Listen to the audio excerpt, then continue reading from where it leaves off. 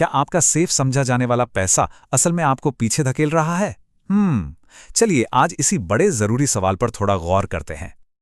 हम में से ज्यादातर लोग यही सोचते हैं, है ना, कि हमारी बचत भाई पूरी तरह सेफ है और हम एकदम निश्चिंत हो जाते हैं। पर क्या यह सुरक्षा सिर्फ एक छलावा है? आइए जरा उन छिपे हुए खतरों को समझते हैं जिनके बारे में हम सोचते भी नहीं। तो सबसे पहले चलिए बात करते हैं उस रिस्क फ्री कंफर्ट जोन की। मतलब वो जगह है जहां हम सब अपनी मेहनत की कमाई को रखना पसंद करते हैं। जी हाँ, मैं बात कर रहा हूं सेविंग अकाउंट्स की, फिक्स डिपॉजिट्स यानी सीडीज की और गवर्नमेंट बॉन्ड्स की। आमतौर पर यही माना जाता है कि पैसा रखने के लिए इनसे ज्यादा सुरक्षित जगह कोई हो ही नहीं सकती। देखिए, एक तरफ तो ये आपकी जमा पूंजी को बचाकर रखते हैं, ये तो पक्का है, लेकिन दूसरी तरफ इनसे जो रिटर्न मिलता है वो बहुत ही कम होता है। और असली विलेन यहां है महंगाई, इन्फ्लेशन। ये एक दीमक की तरह है जो धीरे धीरे आपके पैसे की कीमत को अंदर ही अंदर खा जाती है। तो सवाल ये उठता है कि अगर इन सेफ निवेशों में इतनी सारी कमियां हैं, तो फिर हम दूसरे ऑप्शंस को ट्राई करने से इतना डरते क्यों हैं? आखिर क्या है जो हमें रोक रहा है? इसका जवाब ना सिर्फ नंबरों या हिसाब किताब में नहीं है। सारा खेल तो हमारे दिमाग का है कि वो कैसे सोचता है। साइकोलॉजी में इसे लॉस अवर्जन कहते हैं। इसका सीधा साधा मतलब ये है कि हमें 1000 रुपये कमाने की जितनी खुशी नहीं होती, उससे कहीं ज्यादा दुख 1000 रुपये खोने का होता है। और बस यही डर है जो हमें कोई भी रिस्क लेने से रोकता है। और फिर आता है अनजान चीजों का डर। जब हमें मार्केट के बारे में ज्यादा पता नहीं होता तो ये डर हम पर हावी हो जाता है। नतीजा, हम इन्वेस्टमेंट की दुनिया से ही दूरी बना लेते हैं। इसके अलावा भी कई मानसिक बाधाएं हैं, जैसे एंकरिंग बायस, जहां हम किसी पुरानी बात को पकड़कर बैठ जाते हैं। मान लीजिए जैसे कोई पुराना मार्केट क्रैश। और एक होता है रिग्रेट अवर्जन, मतलब कहीं बाद में पछताना ना पड़े, इस डर से कोई फैसला ही नहीं लेना।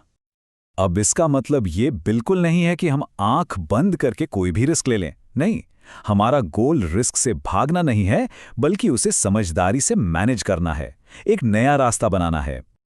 तो एक रिस्क मैनेज स्ट्रैटेजी क्या करती है? वो ग्रोथ और नुकसान के बीच एक बैलेंस बनाती है। और ये होता है अपने पैसों को अलग अलग तरह के एसेट्स में बांटकर।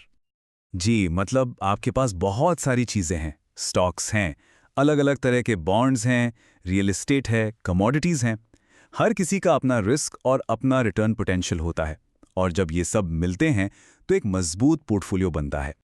ठीक है, तो अब जब रास्ता पता चल गया है, तो इस सफर पर आगे बढ़ने के लिए सही औजारों की भी तो जरूरत पड़ेगी, है ना? तो एक स्मार्ट इन्वेस्टमेंट जर्नी के लिए ये 5 कदम बहुत काम के हैं। सबसे पहले खुद को एजुकेट करें, फिर छोटी शुरुआत करें। जरूरी नहीं कि बड़ी रकम से ही शुरू किया जाए। SIP या STP जैसे तरीके अपनाएं, अपनी कैपिटल को प्रोटेक्ट करने के बारे में सोचें। और हाँ, एक अच्छे सलाहकार से मदद लेने में कोई हर्ज नहीं है। एक अच्छा इन्वेस्टमेंट एडवाइजर एक गाइड की तरह होता है। वो आपके फाइनेंशियल गोल्स को समझकर रिस्क मैनेज करने की स्ट्रैटेजी बनाने में और उसे लागू करने में बहुत मदद कर सकता है। चलिए अब कुछ कहानियों से समझते हैं कि जो 2 अलग अलग रास्ते हैं, ये असल जिंदगी में लोगों को कहां ले जाते हैं। तो एक तरफ है राधा कृष्णन और दूसरी तरफ है प्रिया शर्मा। राधा ने एक एडवाइजर से सलाह लेकर एक डाइवर्सिफाइड फंड में SIP शुरू की। वहीं प्रिया वो अपने फिक्स डिपॉजिट से ही चिपकी रहीं।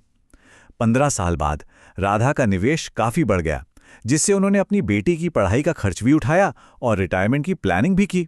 जबकि प्रिया के रिटर्न इतने कम थे कि उन्हें अपने लक्ष्यों को पूरा करने में काफी मुश्किल हुई।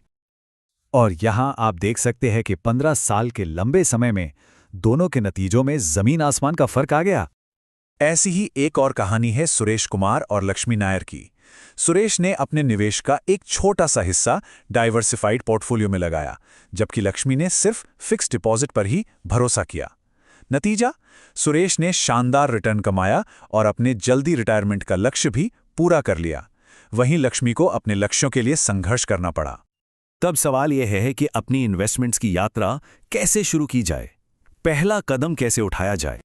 एक बात हमेशा याद रखनी चाहिए, जल्दी शुरू करना बहुत फायदेमंद है, पर एक रिस्क मैनेज तरीके से निवेश शुरू करने के लिए कभी भी देर नहीं होती।